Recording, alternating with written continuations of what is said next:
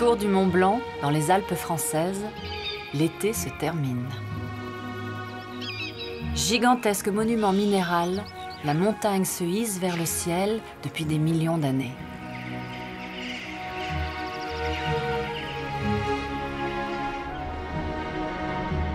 Elle stoppe les nuages et forge des climats.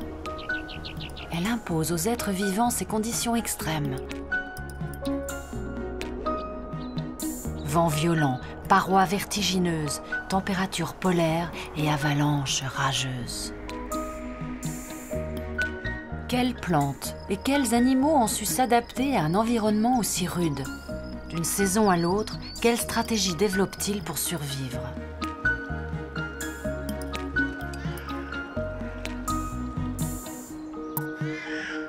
Des forêts d'altitude jusqu'aux neiges éternelles, les sommets des Alpes révèlent l'un des visages de la France sauvage.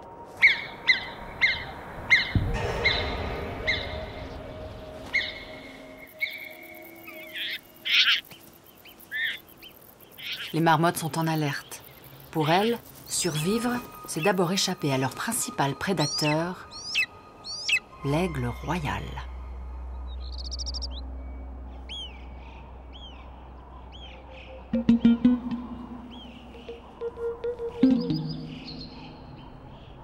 Le seigneur des Alpes a tout pour impressionner.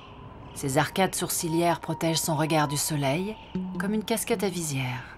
Ses serres puissantes sont des armes redoutables, et son bec crochu lui permet de dépecer ses victimes.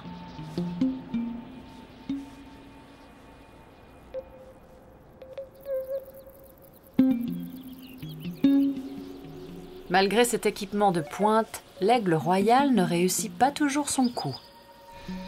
Les marmottes l'ont repéré. Pour économiser ses forces, il abandonne la partie.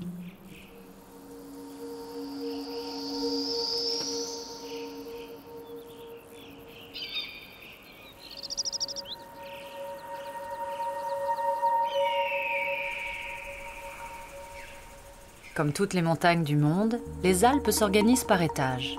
À leur base, les vertes vallées sont dominées par les forêts, qui laissent place aux pelouses alpines et enfin aux neiges éternelles des sommets.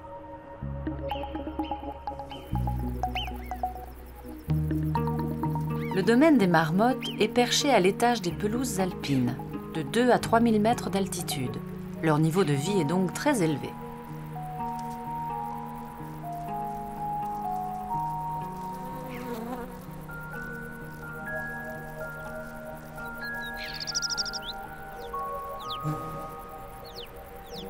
Les marmottes profitent des derniers beaux jours.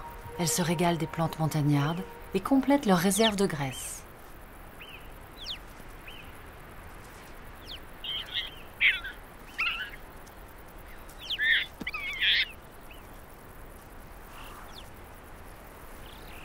L'hiver approche, les rongeurs vont bientôt hiberner. Ils récoltent des herbes sèches pour garnir leur terrier.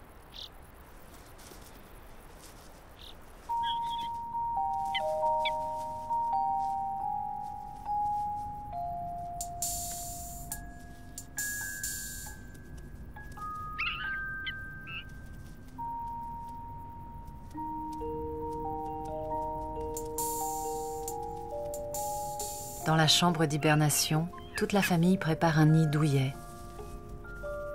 Chez les marmottes, on se salue en se reniflant. Ce ne sont pas des bisous, mais plutôt une façon de se reconnaître.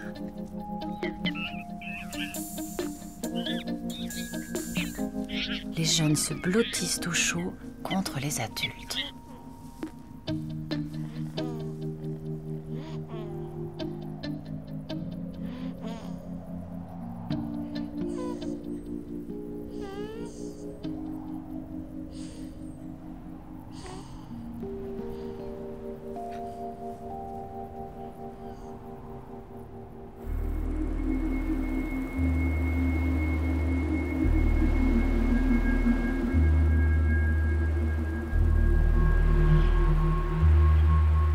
Surplombant la vallée de Chamonix, le massif du Mont Blanc accroche les nuages, créant des zones très humides d'un côté, très sèches de l'autre. En montagne, les climats les plus extrêmes se côtoient. Les intersaisons sont courtes. Dès le mois d'octobre, les premiers flocons transforment le paysage et influencent le comportement des animaux.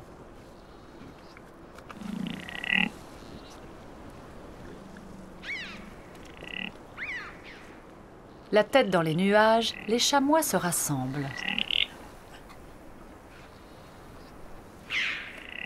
Pour eux, l'automne est la période du rut. Les mâles portent pour l'occasion une crinière sur le dos et un pinceau pénien. D'un versant à l'autre, ils chevrotent pour appeler les femelles.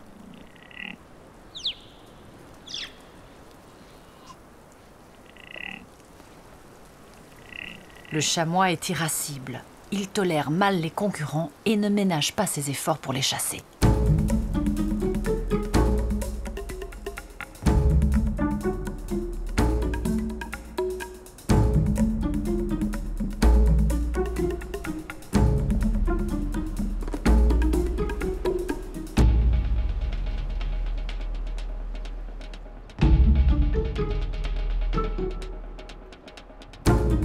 Son pied montagnard, ses sabots flexibles lui permettent toutes les acrobaties.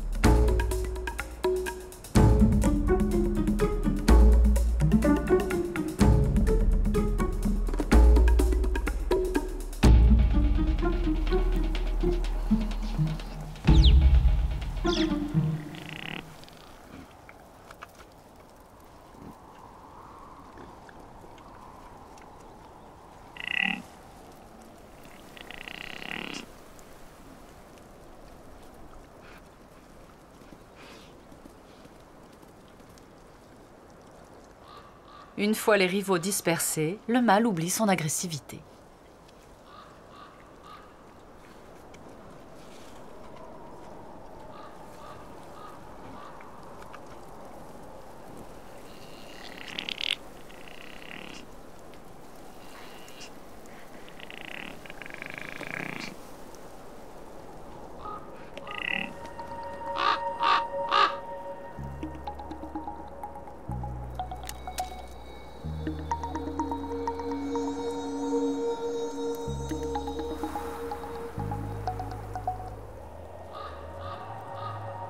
Chez les marmottes, l'atmosphère est nettement moins sportive. La petite famille s'endort pour une longue période d'hibernation. C'est leur stratégie clé pour survivre à la rigueur des éléments.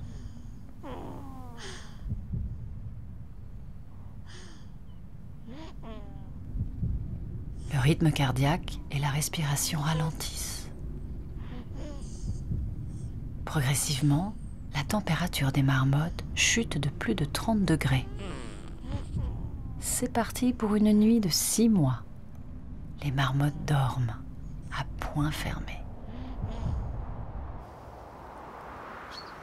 Dehors, les températures chutent aussi.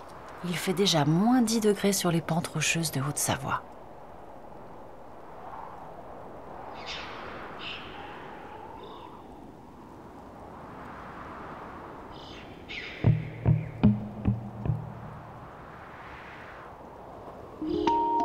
Le bouquetin occupe les étages supérieurs de la montagne où les parois sont vertigineuses.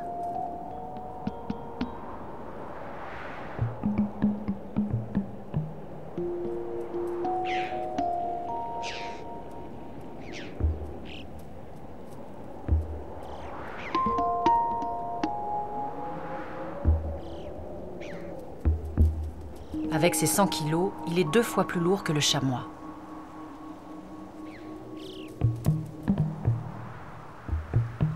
Ce virtuose de l'escalade se déplace sans précipitation. Ses sabots souples adhèrent à la roche comme des semelles antidérapantes. Le bouquetin peut tenir en équilibre sur les promontoires les plus étroits.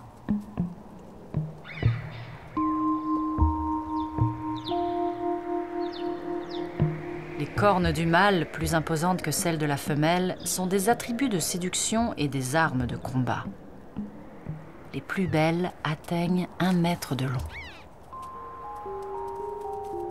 Mâles et femelles vivent séparément, mais ils se retrouvent pour la saison des amours, de la fin novembre au mois de janvier. Pour gagner le droit de se reproduire, les mâles se disputent la place de chef.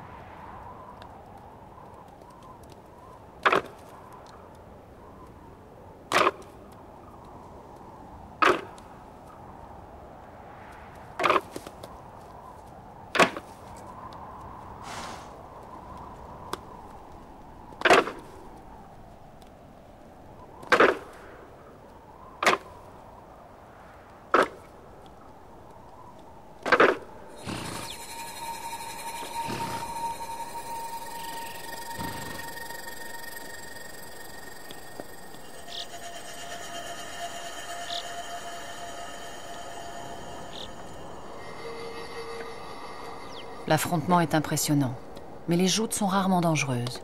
Le but est de vaincre, pas de tuer. Et les poutins ont la tête dure.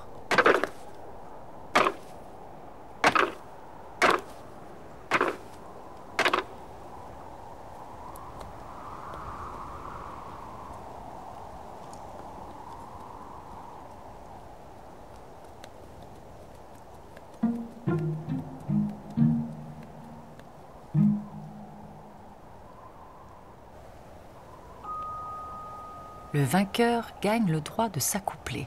Les femelles ne sont en chaleur que pendant 24 heures. Il faut faire vite, mais pas trop.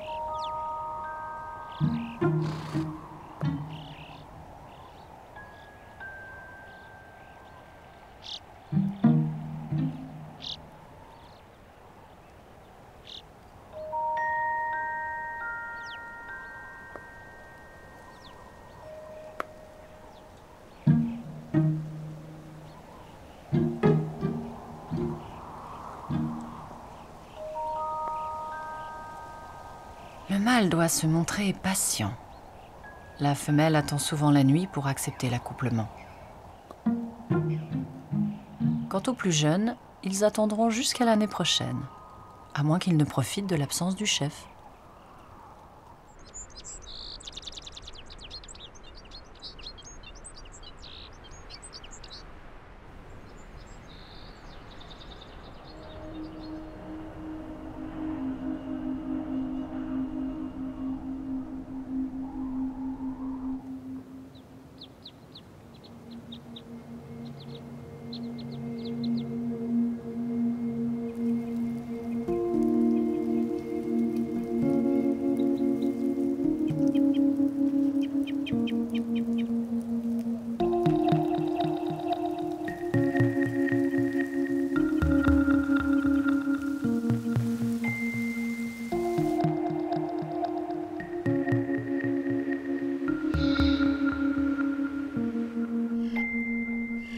À l'étage forestier, vers 2000 mètres d'altitude, le renard sort de sa tanière.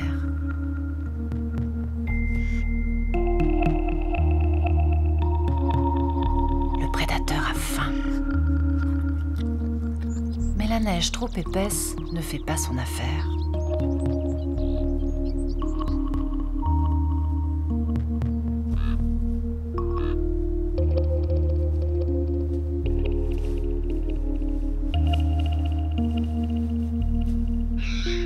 Les proies sont rares et surtout, elles déploient 1000 stratégies pour passer inaperçues. Blanc sur blanc, immobile, le lièvre variable est presque invisible. Son pelage brun de l'été s'est changé en habit de neige. Un camouflage idéal pour échapper aux prédateurs.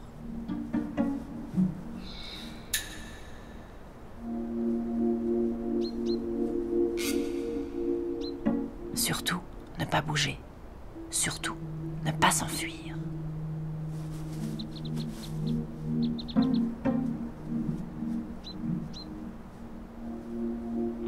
Pas vu, pas pris. Le blanc lui sauve la vie.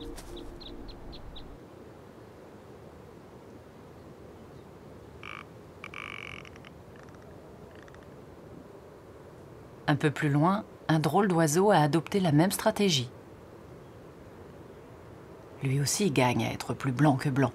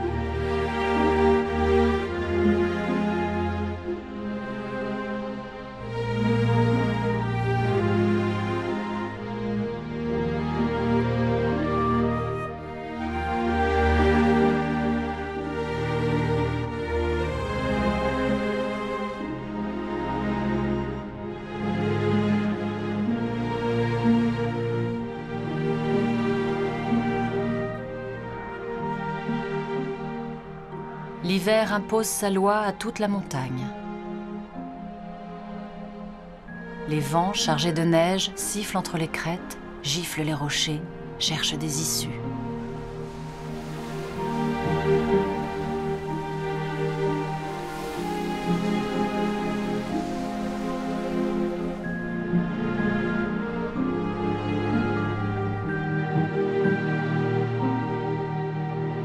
Dans les hauteurs, toute vie semble impossible. Relique d'un passé millénaire, le glacier alpin s'écoule avec lenteur. Il a le temps pour lui. Comme des géantes éternelles, les Alpes paraissent immuables. Et pourtant, elles s'élèvent lentement, s'usent lentement, dans un ralenti imperceptible pour tous leurs habitants.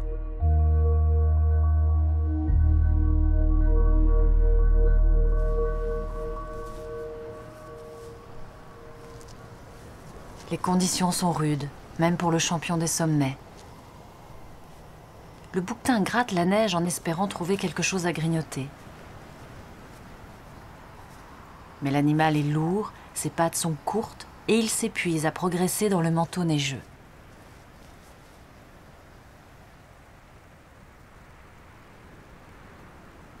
Que reste-t-il à brouter? Un peu de gazon desséché, de la mousse, des lichens, quelques baies d'églantier?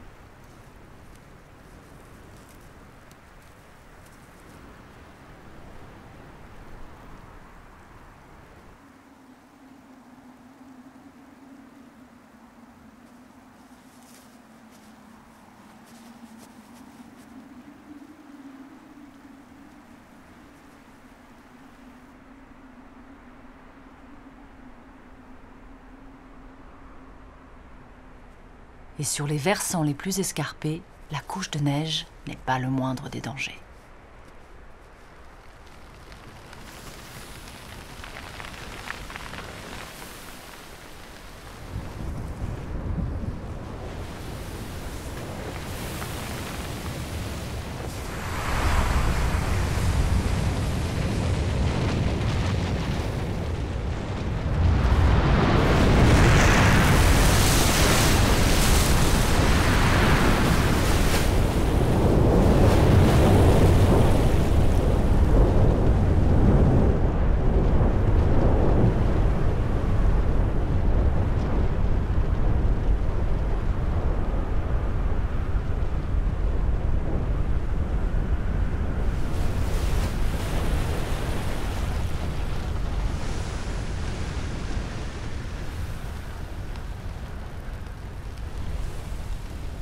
En quelques secondes, c'est tout un pan de la montagne qui peut être avalé.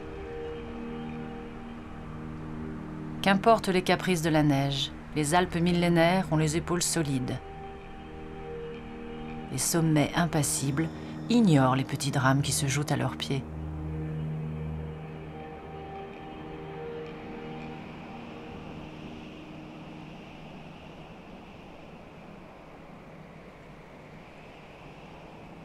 Mesurant près de 3 mètres d'envergure, le gypaète barbu est le plus grand rapace d'Europe.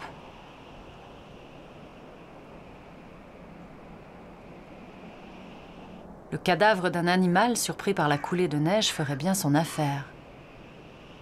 Le gypaète se nourrit surtout d'os. Ce vautour attend que les corneilles aient nettoyé la dépouille.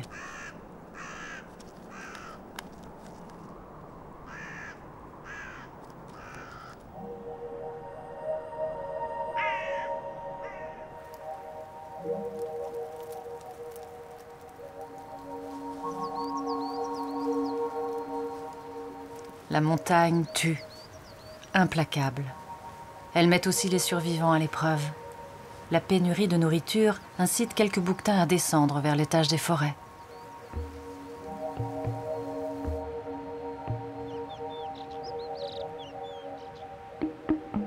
Ce hameau, déserté pour l'hiver, est situé dans une zone hors d'atteinte des avalanches. Un vieux mâle vient s'y réfugier.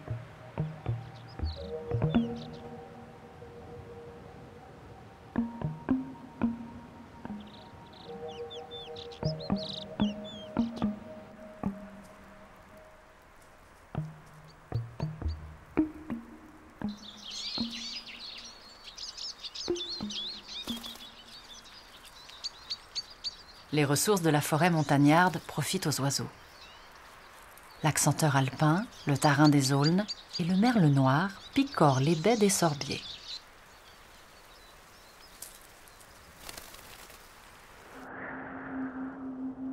Plus haut, sur les pelouses alpines, le premier soleil du printemps amorce enfin la fonte des neiges. C'est la fin d'un hiver de plus de 6 mois. Dans le secret du terrier, le changement de saison ne passe pas inaperçu.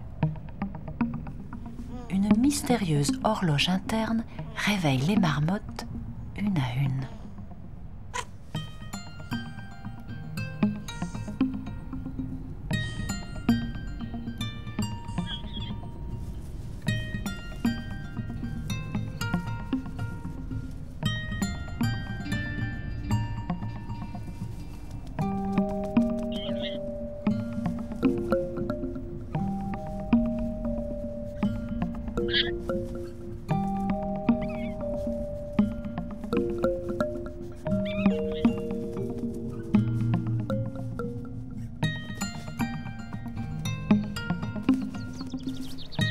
Les mâles sont les premiers à pointer le museau dehors.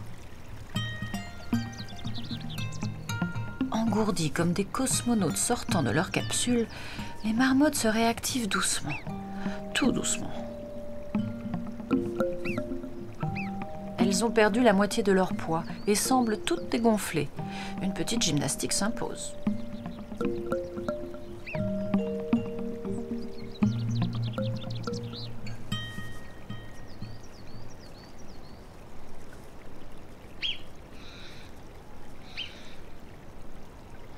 Leur instinct de reproduction se réveille lui aussi. La belle saison sera courte, et celle des amours, c'est tout de suite.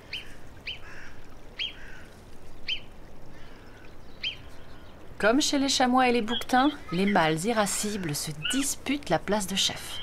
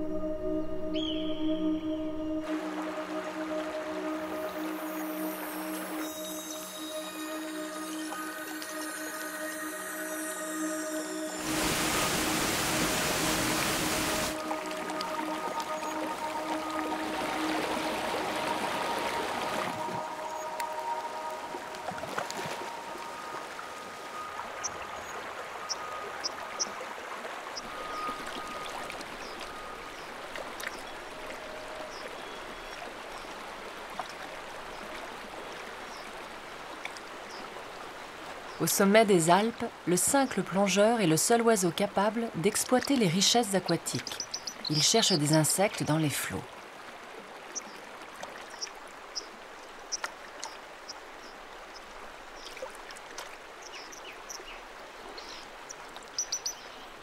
Son plumage est une combinaison de plongée parfaitement imperméable. Le cincle plongeur est un sportif bien équipé. Non seulement il plonge, mais il nage et marche au fond du courant pour trouver sa nourriture. Il peut même avancer à contre-courant.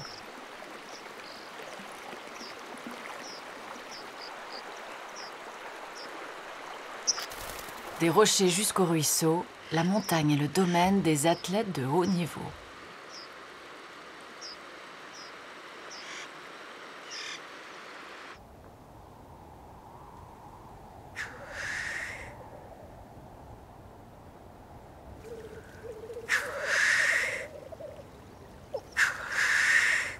En ce début de printemps, le tétralyre fait son show.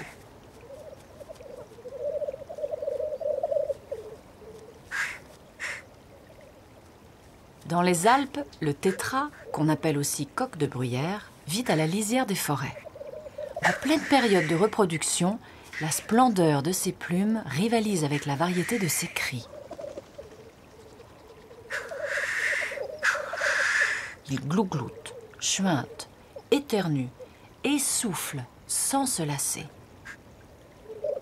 Pour les mâles, cette parade spectaculaire est un combat symbolique qui relève plus du concours de beauté. Une danse pacifique pour éloigner les rivaux éventuels et imposer sa domination.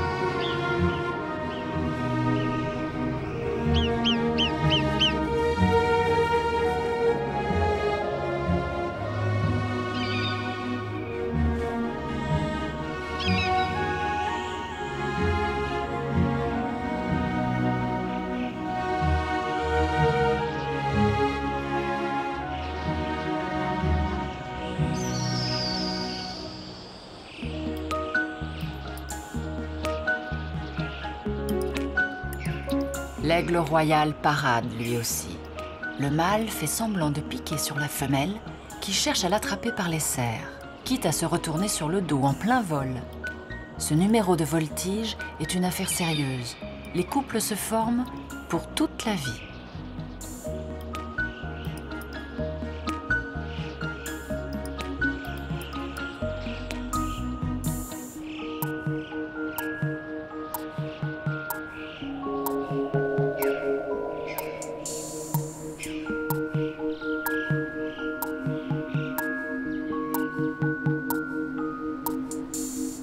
À l'étage des pelouses alpines, la vie apparaît curieusement sur la neige. L'accroissement de la lumière favorise le développement de l'algue rouge.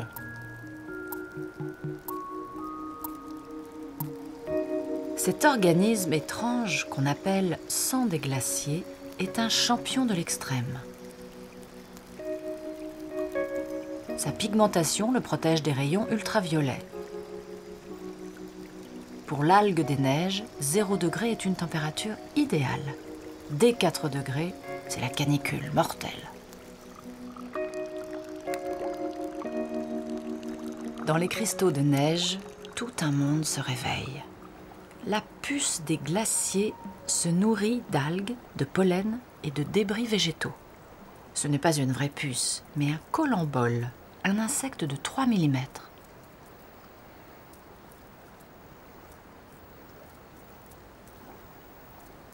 Médaille d'or de la résistance au froid, la puce des glaciers fuit la chaleur. Au-dessus de 15 degrés, elle meurt.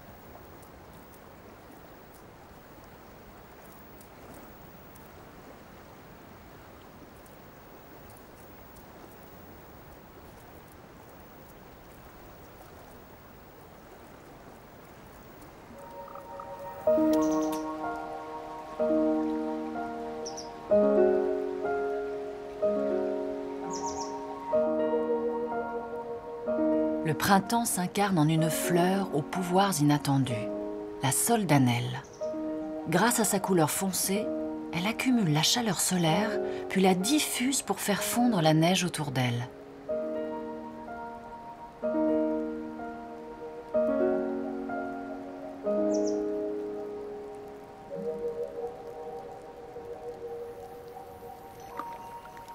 En se liquéfiant, la neige dévoile d'anciens drames. Les insectes de l'été, saisis par les premiers froids, sont restés congelés tout l'hiver. Le dégel les ramène en surface comme de minuscules mammouths surgis du passé. D'autres bestioles, bien vivantes celles-là, apparaissent déjà.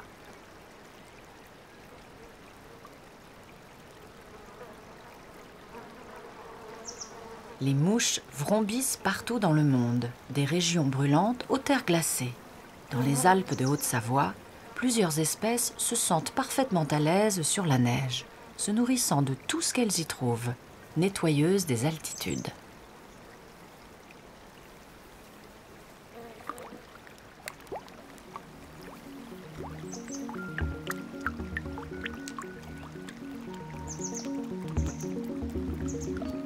Petit à petit, le blanc s'évapore. Les pelouses alpines ressurgissent, la verdure s'épanouit. C'est la victoire du printemps.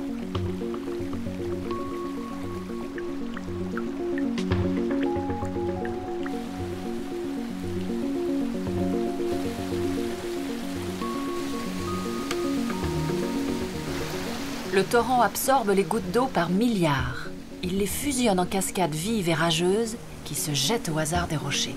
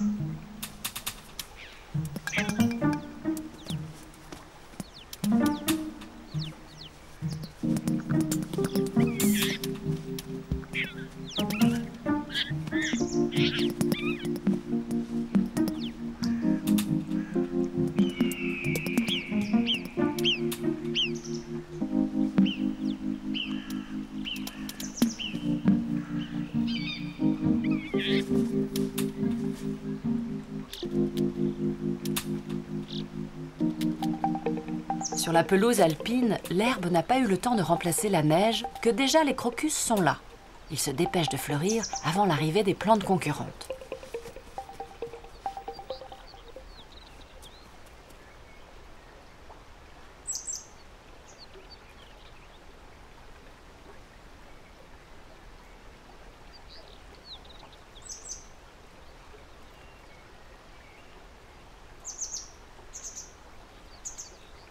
Pour supporter la fraîcheur du printemps, certaines fleurs précoces portent de la fourrure. À cause de ses poils protecteurs, la pulsatille est surnommée l'anémone souris.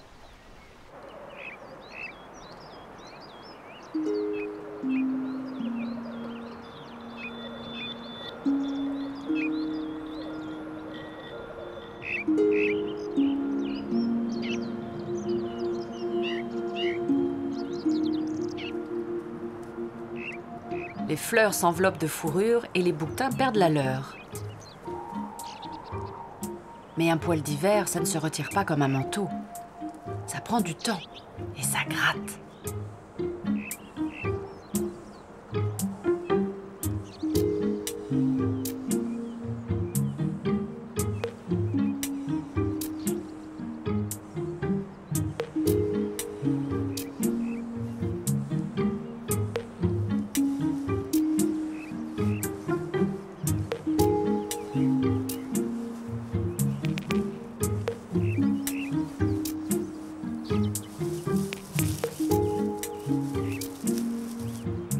Les bouquetins affamés suivent la ligne du dégel et remontent vers leur quartier d'été. Enfin, ils reprennent des forces.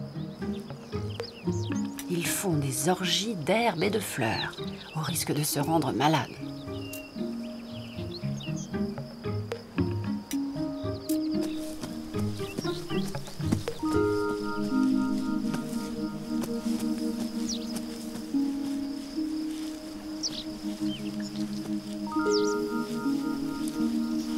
La bergeronnette grise est une opportuniste. Ce n'est pas l'herbe qui l'intéresse, mais les petites bêtes dérangées par la grosse. En attrapant les insectes, elle aussi refait le plein de calories.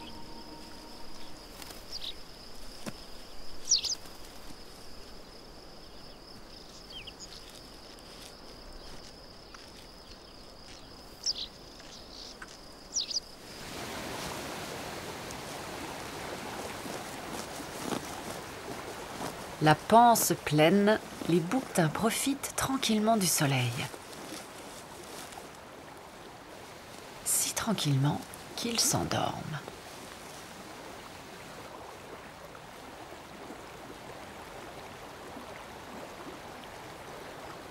Symbole de la montagne, le paisible bouquetin a longtemps disparu des Alpes françaises à cause de l'homme et de ses fusils. Il y est revenu, grâce à l'homme qui l'a réintroduit.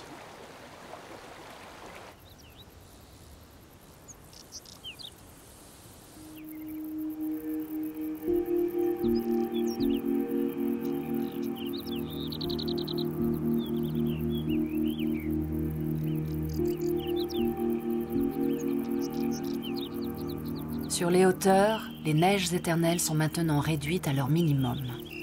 La structure minérale de la montagne se dévoile inhospitalière. Mais des pionniers partent à la conquête de ce monde stérile.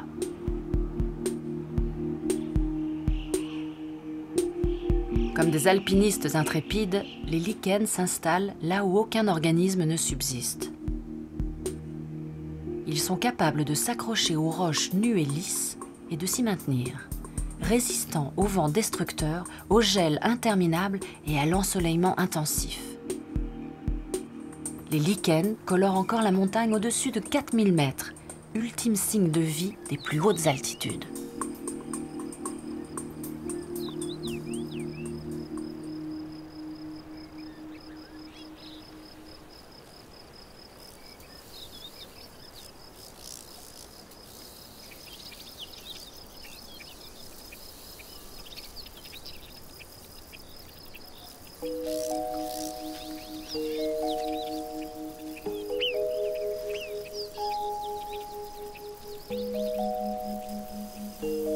C'est le plein été. Au-dessous de l'étage minéral, les pelouses alpines explosent de vie.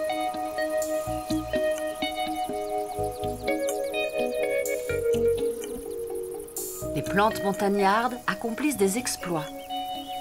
Pour résister aux vents puissants, elles poussent au ras du sol, ancrées par leurs racines profondes.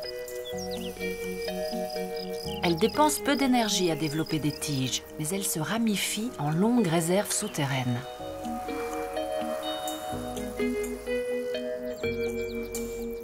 Le jour, elles supportent une luminosité 2 fois plus forte qu'au niveau de la mer.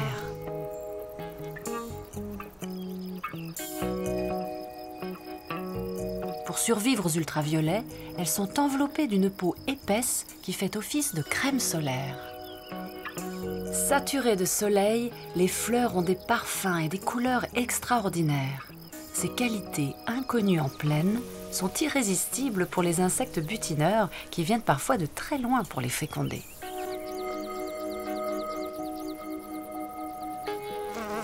À 2000 mètres d'altitude, la période favorable aux plantes ne dure que 2 mois.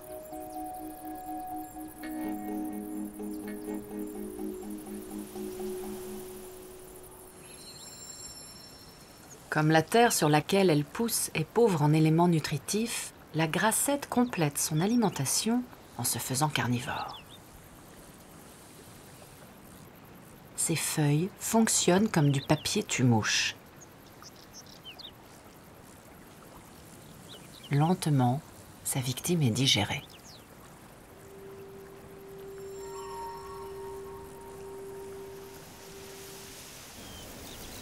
En altitude, le vent empêche la plupart des insectes de voler. Beaucoup ont des ailes atrophiées. Ils se déplacent à pattes ou sur le dos des partenaires. La saison est courte, tout doit aller vite. Les criquets s'appellent, paradent et s'accouplent.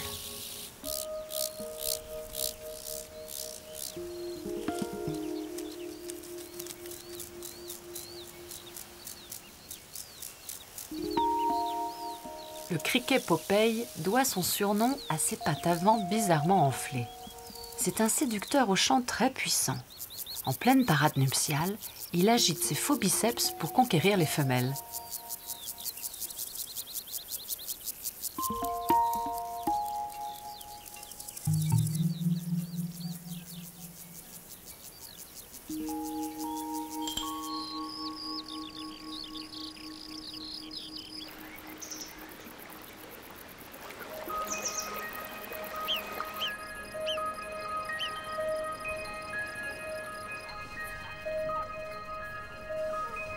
Retour chez les marmottes. Les marmotons naissent dans le terrier d'été, aveugles et nus. Ils y restent les 3 premiers mois. Leur seule activité, téter une des 10 mamelles de leur mère. Les portées comptent en moyenne 2 à 4 petits.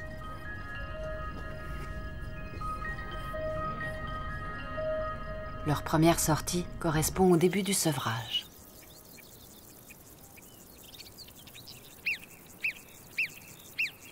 Pour les marmotons, c'est l'époque de l'abondance et de l'insouciance.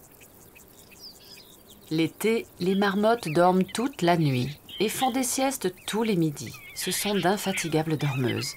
Mais pour échapper aux prédateurs, mieux vaut garder l'œil ouvert.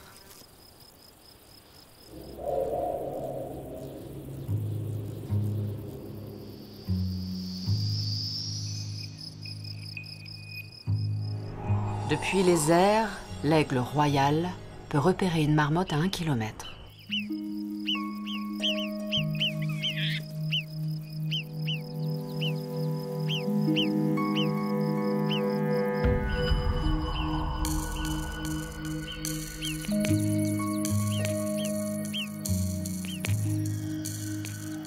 Il descend vers elle en silence, rase les rochers, guettant le moindre mouvement, comptant sur l'effet de surprise.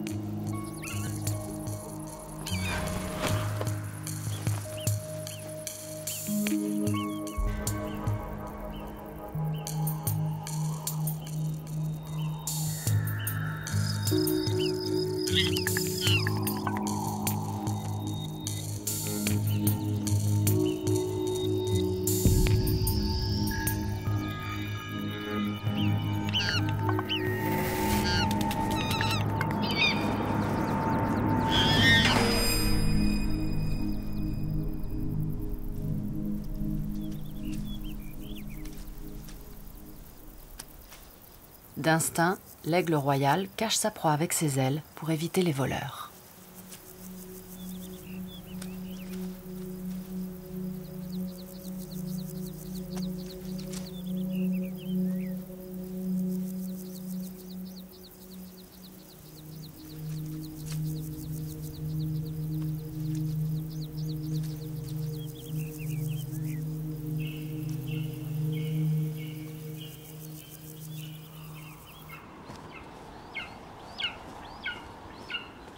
L'aiglon est déjà grand. Il se prépare au vol. Ses parents ne le nourrissent plus. Il doit maintenant apprendre seul les dures conditions de la survie en montagne.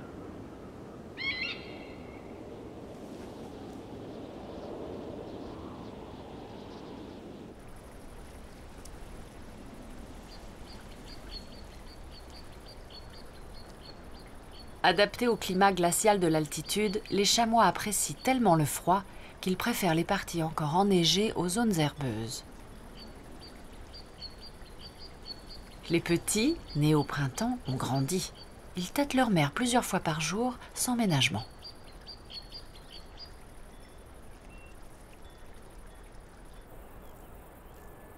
L'été, les animaux renouvellent leur technique de camouflage.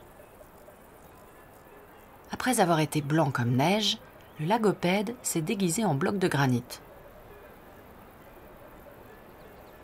Le lagopède alpin fréquente les zones rocailleuses des hauteurs, toujours au-dessus de la limite des arbres.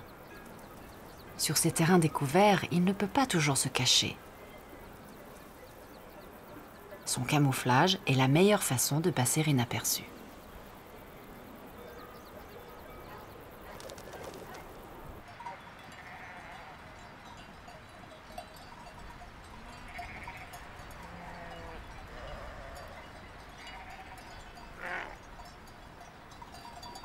L'été est la saison des alpages.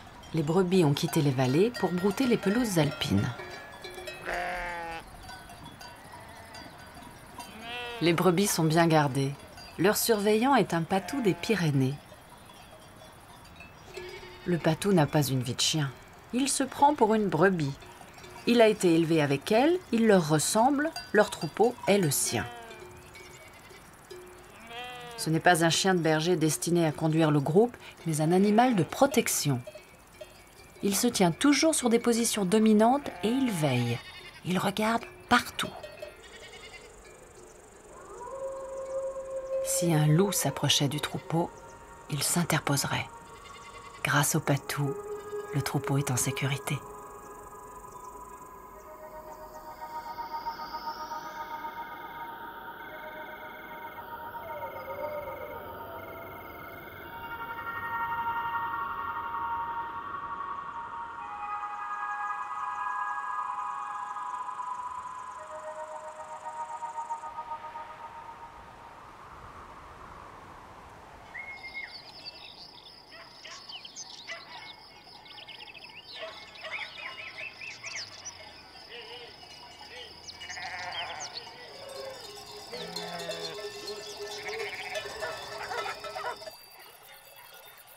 À 2200 mètres d'altitude, les habitants du lac montagnard ont des cycles de vie accélérés. Ils doivent battre des records de vitesse car l'été est bref. Le calme des lieux n'est qu'apparent. Les moucherons se rassemblent pour un vol nuptial frénétique. Une larve de libellule est sortie de l'eau pour se métamorphoser. Il ne reste d'elle qu'une enveloppe vide. Une autre se sèche les ailes avant son premier envol. Pour elle, la métamorphose est accomplie.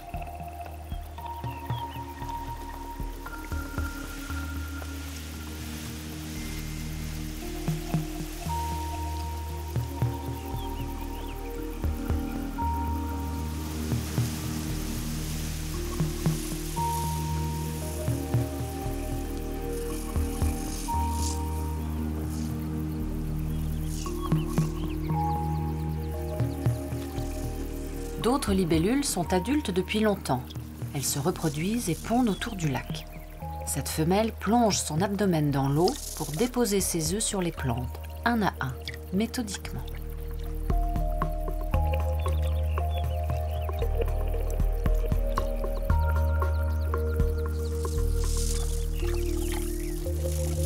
Qu'importe, ce mâle de passage a décidé de la prendre de gré ou de force. Il lui agrippe la nuque avec sa pince destinée à l'accouplement et l'enlève sans préavis.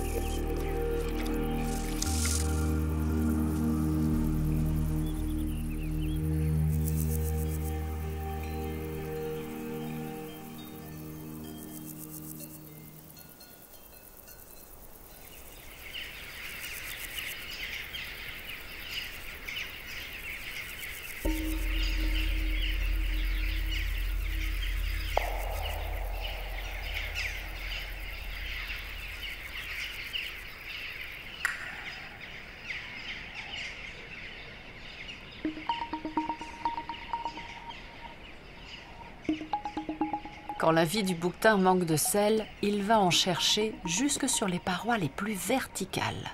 Cette substance est nécessaire à la digestion et à la respiration. Elle retient l'eau.